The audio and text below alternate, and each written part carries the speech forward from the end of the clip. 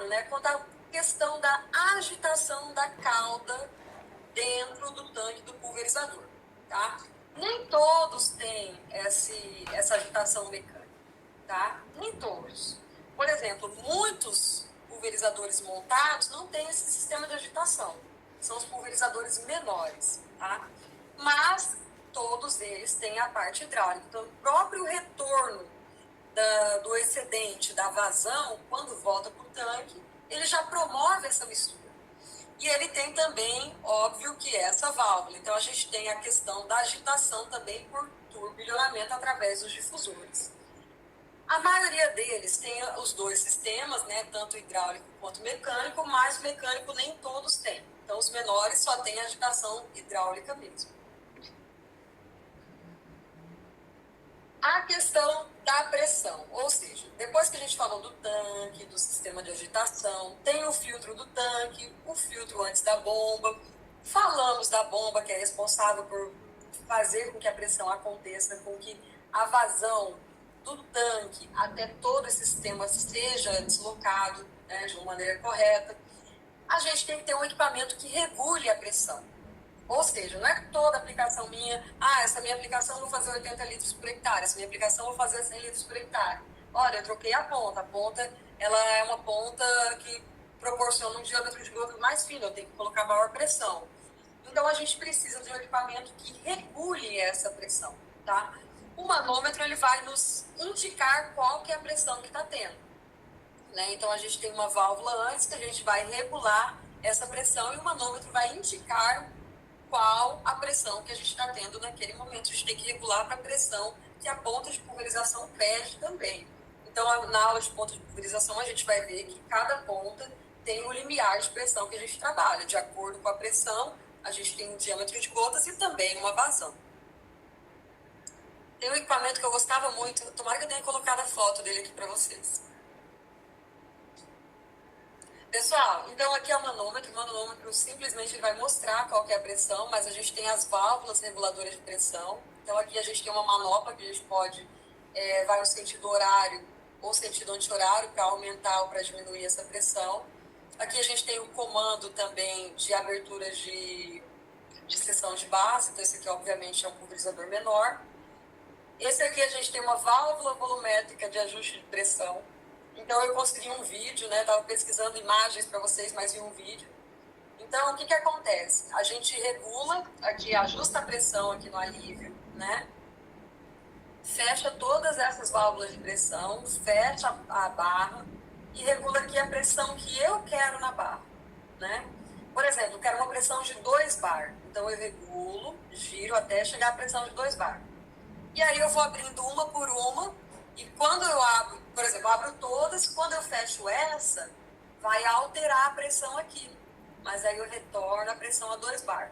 Depois eu abro essa seção, vai alterar também. Então eu tenho como ajustar uma seção por seção para ter essa questão. Por quê? Porque vai que entope, vai ter que desligar por algum motivo, e eu tenho regulada também por seção essa pressão. Então alguns pulverizadores tem essa questão. Esse aqui é o manual, esse aqui é por acionamento elétrico, que também se faz dentro do autopropelido, dentro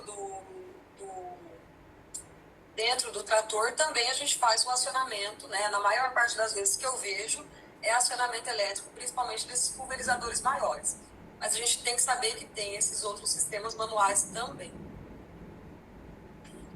Importantíssimo, independente do sistema de abertura e fechamento de válvula, independente se é elétrico ou se é manual, o que é indispensável, né? Então, para a gente fazer a calibração dessa ponta de pulverização, será que a pressão que eu regulei lá antes da cauda chegar na barra, será que é a mesma pressão que eu estou tendo na barra? Né? E o que pode influenciar? Então, a gente tem esse esquema aqui, esse aqui eu tinha lá na Unigram, né? Até que acho que os alunos quebraram isso aqui, mas o que seria? Que a gente tem um manômetro, a gente tira a ponta de pulverização, coloca, encaixa ele entre a barra e a ponta. Aqui já está aproveitando para coletar a vazão também, mas é feita a conferência se a pressão que está saindo de lá permanece. O que é interessante fazer? A calibração, principalmente, nas pontas da extremidade, tá? Por quê? Porque na ponta da extremidade é onde vai demorar um pouco mais para chegar todo aquele volume em litros, aquela vazão em litros por minuto. Então, se a das pontas está tudo ok, as outras também vão estar. Então, é interessante que se faça também essa aferição na barra. Aqui, provavelmente, né, no vídeo, o que eles estão fazendo? Além de calibrar e ver se essa pressão desse manômetro na barra está igual à pressão antes de chegar na barra, né, a pressão regulada, eles já estão cronometrando e coletando para determinar a vazão, né? Então, eles estão fazendo essas duas calibrações ao mesmo tempo. Deixa eu passar, mas eu sou fã desse equipamento. Se vocês quiserem, eu sugiro que vocês ou fotografem, ou deem um print, ou copiem, né? Porque daqui para frente a gente vai usar muito essas unidades de pressão, principalmente na próxima aula que a gente vai falar de pontos de pulverização, né? Quais são os sistemas de unidades? Principalmente, não tem só essa, tem a TM também, mas na parte de aplicação nós temos bar, PSI e kPa, tá? Então, assim, se a pressão está em bar para passar para kPa, que é quilopascal, a gente multiplica por 100. Tanto que aqui tem, se não me engano, libras por polegada quadrada, bar, enfim. De kPa para bar a gente divide. De bar para PSI, 14,5. Então, a gente tem esses fatores de transformação. Então, só para, né, conselho de amiga, já pegue isso aqui, né? Deixa salvo no celular, porque assim, muitas vezes também a gente tem no nosso manômetro um valor em bar ou em PSI e chega na ponta de pulverização, a pressão está em kPa e fica aquela confusão, como que eu vou regular? Então aqui está tudo bem facinho para vocês também. Bom, as mangueiras, né, lógico, devem possuir indicação nítida de pressão máxima. Então, a pressão das mangueiras também tem que ser pelo menos 20% superior à pressão máxima da bomba. Então, ela tem que aguentar pelo menos 20% mais. Por quê? Porque caso haja entupimento de alguma ponta, caso haja alguma...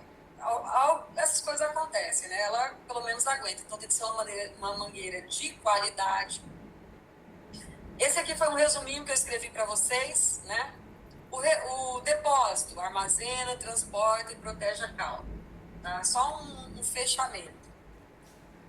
Comando de defensivo, distribui o líquido para o ramal dos pulverizadores. Né?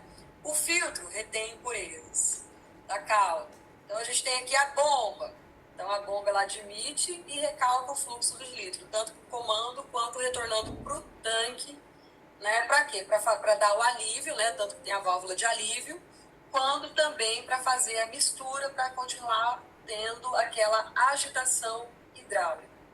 E os bicos de pulverização, que é a ponta junto com o filtro do bico. Filtro de linha, a gente vai falar na nossa aula que vem, tá? Então hoje a gente não vai falar sobre essa parte da barra aqui, tá? Aqui tem um videozinho também.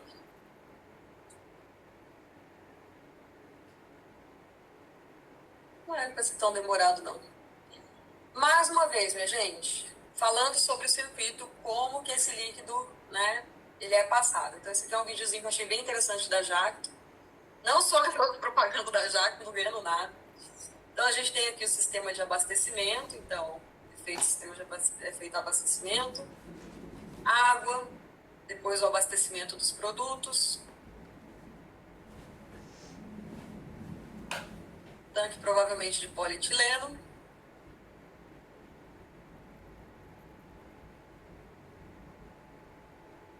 passado pelo filtro antes de passar para a bomba.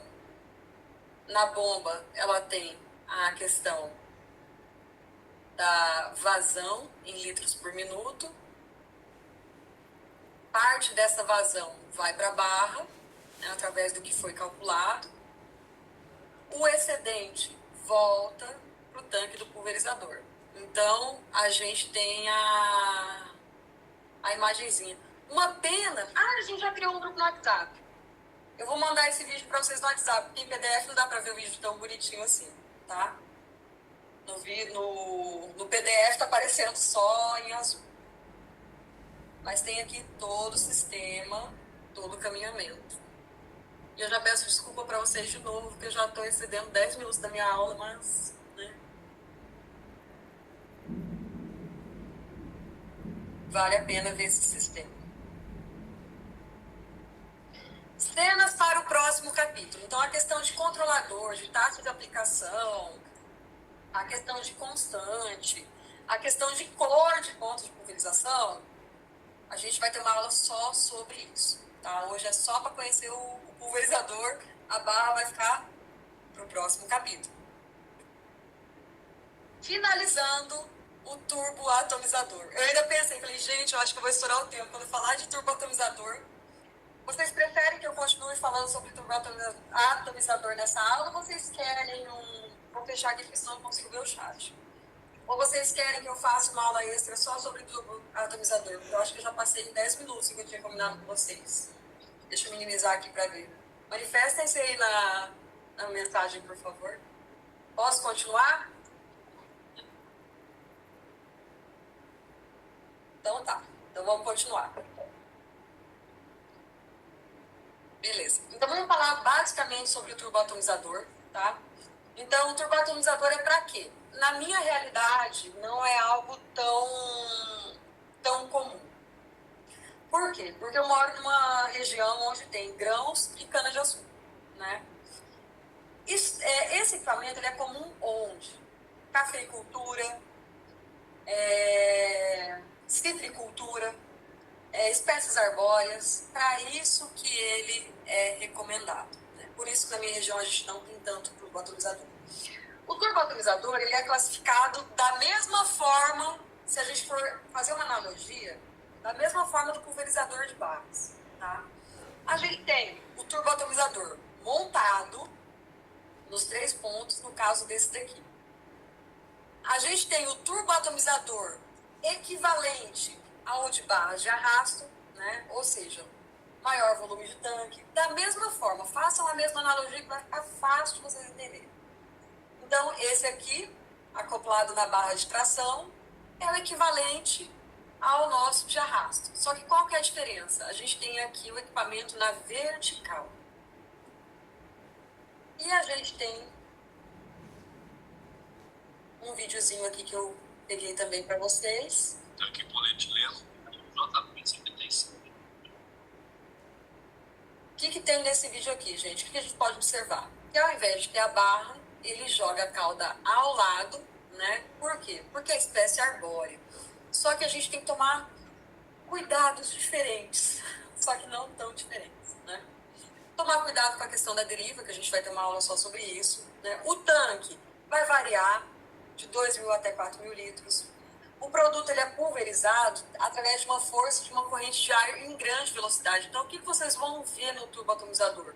Vocês vão ver esse ventiladorzão aqui atrás, que é de 550 até 850 milímetros. Então, varia nesse tamanho. Utilizado principalmente em culturas perenes. Qual que é o X da questão do turboatomizador? Então, a gente tem aqui o ventilador, e junto com o ventilador, a gente tem os defletores que vão direcionar o jato. Quais são os modelos de defletores que a gente tem? A gente tem esse defletor onde a gente tem as pontas de pulverização aqui, que direcionam um jato de cada lado, 2 jatos no caso. Ou a gente pode ter esse defletor que direciona como um canhão. Então esse aqui, até o nome dele é canhão. Então a gente tem também esse defletor dessa forma que varia de acordo com a cultura, com o estágio da cultura, com a altura da planta e assim por diante. Aqui mais um esqueminha, né? Então a gente tem aqui o radial, a gente tem aqui o canhão que eu mostrei para vocês e a gente tem esse totalmente vertical. Então, obviamente que isso aqui é para uma cultura onde tem uma altura bem maior do que nesses outros turboatomizadores, tá? Então, as hélices do ventilador, ele vai impulsionar o ar diretamente ao alvo, passando pela barra de bicos. Vai direcionar da mesma forma que eu mostrei aquele videozinho para vocês. Aqui a gente tem a maior parte deles, ele é realizado bilateral, ou seja, tanto do lado direito quanto do lado esquerdo é feita essa pulverização, né? A faixa de pulverização é a faixa da entrelinha da cultura. Então a gente tem que regular também em relação a isso. Regular não, comprar, né? Questão de ângulo de saída. Como que a gente regula, então? O que é importante, professor, a gente ver sobre turboatomizador, né? Principalmente o seguinte, a gente tem uma lavoura com uma determinada altura, a gente pode inativar, desligar esses 3 bicos aqui, por exemplo, e deixar só esses bicos direcionados, tá? Para quê? Para evitar a deriva. Então é muito interessante a gente regular quais bicos vão ficar ligados de acordo com a altura da minha cultura. Se a minha cultura está nessa altura, eu posso desligar esses 3 bicos, né? E direcionar somente o jato à minha cultura, porque eu quero que faça um molhamento, né? Que o produto chegue no meu alvo. O alvo não é, nesse caso aqui, a gente pode correr até muita perda por deriva. Então, tomar cuidado com o ângulo de saída. E como que a gente resolve esse problema? A gente observa e a gente faz aqui o fechamento do excedente das pontas. Questão também, minha gente, de irregularidade. Então, sempre que tem o local de passagem do trator, a gente tem que procurar, e eles sempre fazem a questão da regularidade do terreno. Por quê? Porque olha o que acontece, gente. Se tem um sobressalto, aqui já vai perder uma quantidade de produto e aqui vai ficar sem produto, né? Então, vocês vão ver que é sempre em nível. Quer dizer, a questão da fruticultura, a questão dos cafés, né? Então, sempre em nível. Só que esses dias eu vi uma plantação também desnível, eu falei, gente do céu, mas tudo bem. Só que aqui na questão de árvores, né? Na questão de cafeicultura, por exemplo, a gente tem o professor Ednei. Então, vocês podem seguir o professor Ednei lá no Instagram, e ele está fazendo muitos trabalhos com drone, né? Nessas culturas também, né? Tanto em fruticultura, citricultura, cafeicultura. Então, ele está fazendo um trabalho com drones de espécie arbórea, é o professor Ednei. Mas, por enquanto, a gente tem também nessas espécies os turboatomizadores. Questão de direção do vento. Quando for falar de aviação com vocês, vocês vão ver só. A questão da direção do vento. Aqui tem o ventilador jogando a gota, né, da esquerda para a direita e o vento nesse sentido. Gente, é lógico que o que vai acontecer? Se a gente for dividir essa nossa árvorezinha aqui no meio, a gente vai ter esse lado esquerdo da nossa árvore com muito mais produto em relação a esse, né? Então, a questão da deriva, a gente tem que ver, na hora da aplicação do turboatomizador, também a direção do vento. Então, a gente ouve muita questão de direção do vento na aviação agrícola. Mas para o turboatomizador é muito importante também, tá? Tanto que, assim, tem alguns trabalhos, é que eu nem coloquei aqui, para não ficar tão extenso, já que até estourei quase 15 minutos do tempo. Mas papel hidrossensível, gente, já fizeram experimento, papel hidrossensível, colocando desse lado, colocando do outro lado, vendo a direção do vento, e cai em torno de 50%, né? Pode chegar até 50% menos produto em relação ao lado da direção do vento, a favor, né? Aqui a gente tem o seguinte, a altura da turbina, que é o ventilador, né? Aqui a gente tem uma turbina que está muito abaixo da altura da nossa planta, e aqui ela já está muito alta, então tem também a questão da altura da turbina. Isso aqui acho que repetiu. Conhecimento básico dele, gente, é extremamente, assim, se você decorar a sequência do circuito hidráulico, de barras montado, de arrasto automotriz, o turboatomizador, ele segue essa mesma linha, tá? Então, ele tem também o depósito, ele tem o visor de nível, ele tem o comando, só que ele vai distribuir para as pontas de pulverização e esse ventilador, né, para o ramal de bicos, vai direcionar e os defletores também vão ajudar nesse direcionamento dessas gotas para o meu alvo. Aqui também mais um esqueminha, então aqui a gente tem reservatório, né? Eu acostumei falar reservatório, mas a gente tem o tanque, o agitador, um registro como todo pulverizador, que a gente pode ligar e desligar. No 4 a gente tem o filtro, tá vendo que o esqueminha é bem parecido com os outros? O 5 a gente tem a bomba, né? Provavelmente bomba centrífuga, porque a vazão é muito alta no turboatomizador. No 6 a gente tem a câmara de compensação de pressão e até que vem aqui do 11, onde a gente tem as bases e os bicos que ficam posicionados na vertical, ou também posicionados... Oh, meu Deus, fiquei sem querer.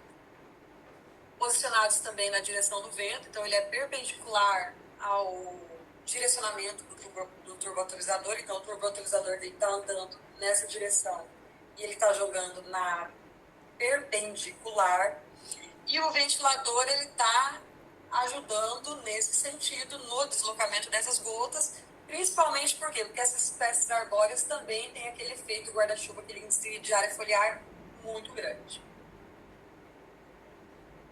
Aqui mais um esqueminha, né? Então a gente tem aqui os centros, né? Se você entrar nesse fundo de citros aqui também tem bastante informação na citricultura. E a aula de hoje é uma aula para apresentar para os senhores os principais pulverizadores. Relembrando, a aeronave e drones vão ter 2 bônus para vocês, um específico de drones e um específico de aeronaves, tá? No dia 6/10, 13/10 e 20/10, calculadora em mãos. Hoje eu não entrei na questão da calibração desses pulverizadores. E eu não sei se vocês lembram, mas eu vou bater na tecla e relembrar de novo vocês. Na questão da calibração, se houver necessidade, eu marco aula extra com vocês. Por quê?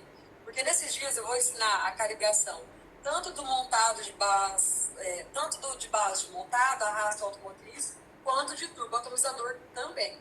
Então é muito cálculo, tá?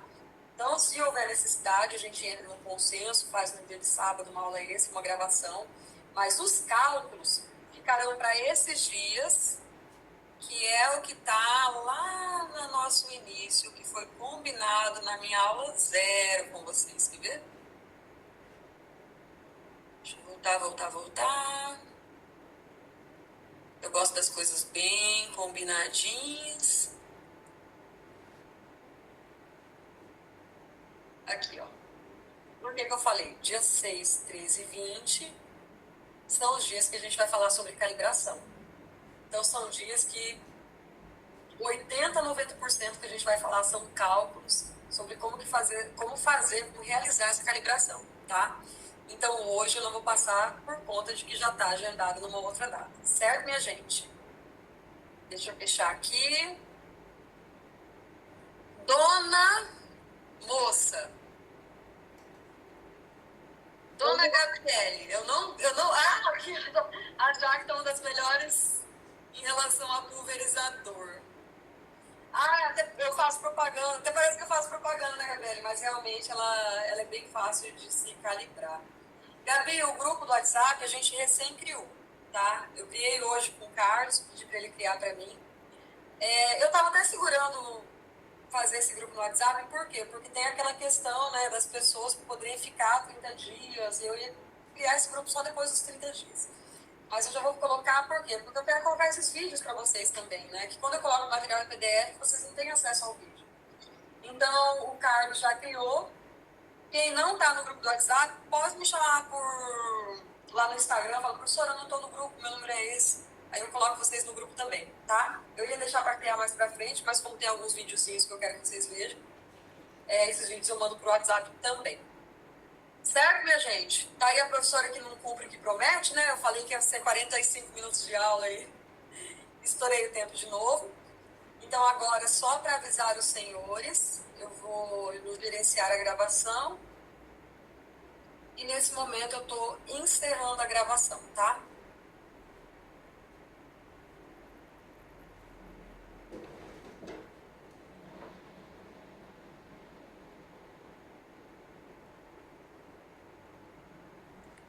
Pessoal, começando a gravação agora, a nossa terceira aula, e eu vou falar para vocês que vai ser quase impossível eu cumprir o que eu prometi com vocês com essa aula também, de terminar em torno de 40 a 45 minutos, tá?